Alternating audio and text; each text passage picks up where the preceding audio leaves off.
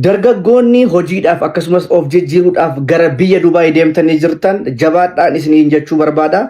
Haa ta'u malee dhaamsan an dargaggoota biyya Dubaay keessatti hojjechaa jirtaniif dhaamsan ani qabu. Egaa dhaamsi kuni namoota muraasadha kan inni ilaallatu jechuudha. Egaa yeroo ammaa kana akkuma argamaa jiru baay'een keessan hojiif deemtanii yeroo isin konkolaataa keessa teessanii akkasumas bakka hojii keessan teessanii dafqa isinirra dafqee akkas gootanii gadhiiftanii hojiin nutti cime jechaa jirtantu jira jechuudha. Ani akka kootti dhaamsi ani isiniif qabu hoo jiraate sinitti cimaa jira taana sinitti ulfaataa jira taana galaa bakka biyyatti galaa maalsa achi teessanii akkasan ta'e kanan ta'e jechuurra biyyatti galtanii biyyuma taa'u isiniif wayya isiniif maaliif dafqitee dafqa kee xuruurfachaa hojjettee keessaan baatu taanaan biiroo keessa kunoo akka nama taa'aa jiru keessatti taa'uu dhaqxeere maaluma sin godha qoyan isiniin jedheno maal jechuudha kun jechuudha. Hojiin achi nutti cime kunoo akkanatti gubanne abidda keessatti dafqisaa kunoo nu ajjeese dafqii dafqa kee nyaadhoedha. Maal jechuudha? Dafqa kee yoo nyaatti dafqitee yoo hojjettee argattedha kan inni sirraa bareedu. Kanatti bor suufii bareedaa uffattee kan deemuu dandeessu, konkolaataa bareedaa qabattee kan deemuu dandeessu, dafqa kee kana hurguuftee yoo akkas gootedha. Of dhoksiitii kaameeraa kee cufadhu of jijjiirii keessaa ba'i. Dhaamsa obbolummaa sitti obboleessa kun dhugaa yeroo ammaa kan argaa jirtu baay'een isaanii hiwwa shakkatu bakka achi taa'anii dafqi isaan nuuf fixeeru maal eegdaree gibaa wada beeku gali biyyatti ati kan barte isa mandara keessa naanna'an barte dhugaa bakkee keessa deemuu cal jettee buna shinii tokko qabattee cal jettee achi ooluu barte dargaggeessa isa kana barbaade natti fakkaata. Namoonni baay'een isaanii akkasan dafqe kanan ta'e jechuu dhiisanii of dhoksaniiti hojjetanii keessaa ba'aa jiru. Of dhoksanii keessaa ba'anii biyyatti galanii mana bareedaa keessa konkolaataa bareedaa qabachaa jiraachaa jiru baay'een isaanii. Ati garuu ji'uma lama turtee ela kunoo dafqi isaa nu fixe jetta viidiyoos waraabde si fixaa jira miti washakkatuurra biyyatti gali. Dhugaa gali biyyatti jechuudha.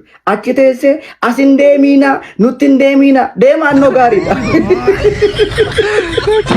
Gara biyya Dubaay warri dhufaa jirtan nuti yoo akkas taane guggubanne. Gugubachaa jirta maal eegdare hin galtuure. Kanaaf iyyuu achitti cal jettanii maqaa dallaalota balleessuu keessan irraa dallaala abluutu na fidee asitti na guggube abluutu na erge asitti na guggube jechuurra gad of qabiiti hojjedhu.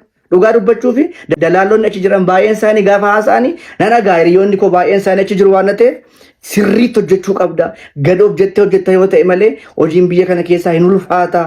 Kanaaf iyyuu gad of qabdeet hojjechuu qabda jedhaniiti si fidu. Itti dadhabanii si fidanii magaalaa kana keessa haala si mijeessanii hojii si qabsiisanii achi teesseeti dallaala kumattaa jechuudha. Kanaaf iyyuu sitti ulfaachaa jira. Hojjechuu hin dandeessu yoo ta'e dafquun barbaadu yoo jette Akitaa mandara keessa naannee biyyatti galiite jechuudha.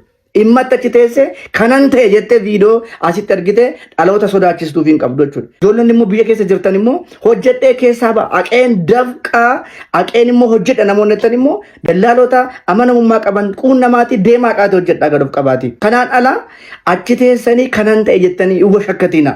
Viidiyoo baay'ee argaan jira. Waqtiinsaa amma biyya Dubaay kana keessatti baay'ee akka inni ho'aa jiru beekamaadha jechuudha. Ati ko ispoortii tokko sosocho'e biyyuma keessatti iyyuu hin dafqita bakka. Otoo hin dafqiin jijjiirama tokko iyyuu agarsiisuu hin dandeessu. Maal jechuudha? Moo iddoo ati hojjettutti eesiin siif agaxamamu? Akkasitti qorroo barbaadda yoo ta'e jechuudha. Biyyuma isaatu biyya ho'aadha. Kanaaf iyyuu danda'aati hojjedhaati keessaa ba'a. Kun gorsa obbolummaati. Simmiidhuuf miti. Akkasiin jijjiiramtaniif.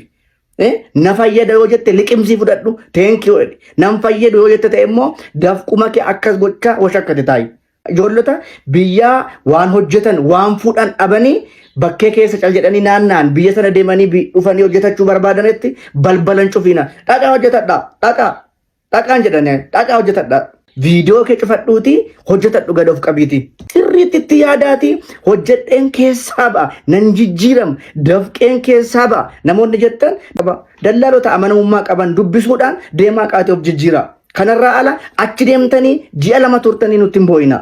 Bakka namoonni achi teessanii washakkataa jirtan haalli isinitti ulfaataa kan jiru baay'ee dafqii bakka isin ajjeesaa kan jiru yoo dandeessan naquun nama akkataatti isin gara biyyaatti galtan isinii mijeessina haala.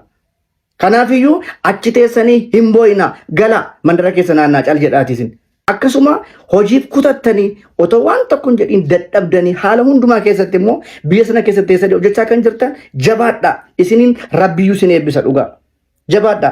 Akkasuma ijoollee wajjin rakkachaa kan jirtan dallaalonni biyya sana keessa jirtan ijoollota hojii hin qabne hojii galchuudhaan ijoollota bakkeetti kufan bakkeetti haalan taane taa'aa jiran ID baasisuudhaan gargaaraa kan jirtan dallaalonni biyya Dubaay keessa jirtan hundumti keessan jabaadha dhugaa. Kanaaf hojii keessan hundumti keessan amanamummaadhaan yoo hojjettan hinuma milkooftu jechuudha.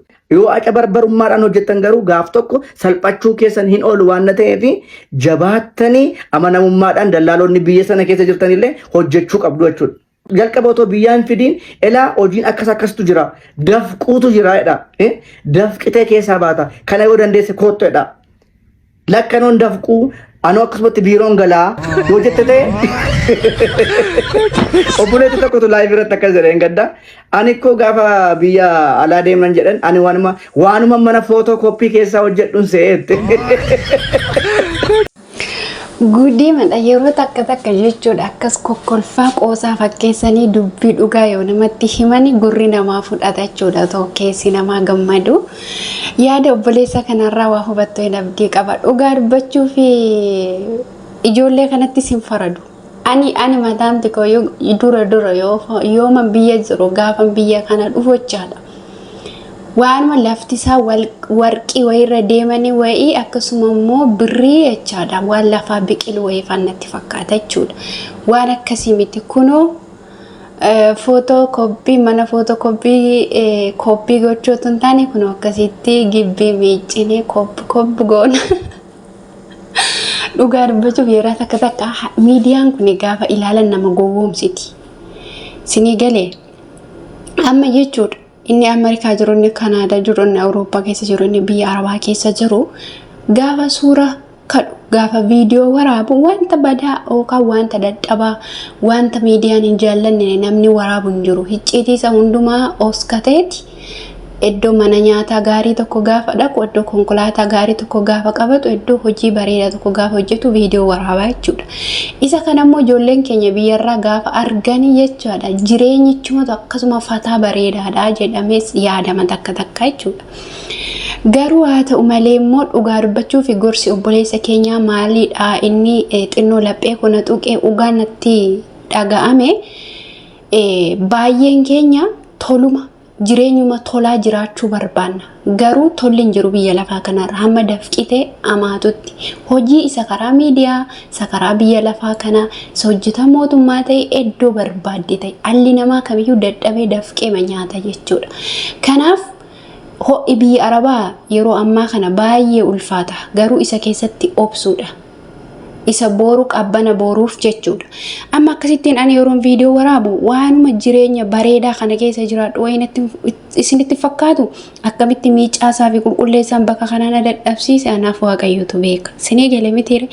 Kanaaf isa fagoo sana ila dadhabbicha sana hubachuun nurra jiraata jechuudha. Dadhabbiin keenya ammoo boru faara galfiita.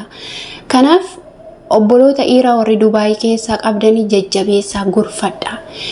Gaafa biyya alaa deemna jedhanii namoonni baay'een qabeenya maatii isaanii gurgursiisanii lakki biyyi sun ulfaata gaafa jedhanii lakki biyyi kana keessa taa'urra achi aqee du'uu naa wayaan jedhan baay'ee isaaniitu jiru jechuudha.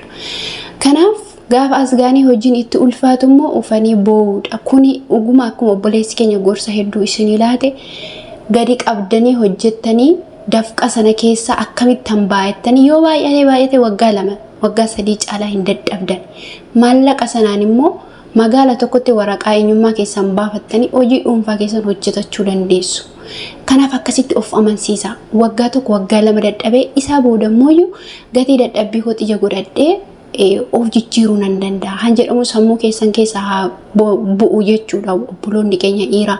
Nuti amma waggaa hedduu kan nu dadhabsiisaa jiru mana madaamii keessatti mee nuti tolee miteedha. Waa hedduu jira akka shamarraniittis dadhabbii hedduu qabna nutis. Maaliif jireenyicha mo'achuuf jechuudha. Jireenya fayyaa mo'amu yoo wal'aansoo qaban malee. Kanaaf kolfa qofaa miti gorsa obboleessa kanaas fudhadhaa hojiirra oolchaa turtiin waliin gootaniifis galatooma.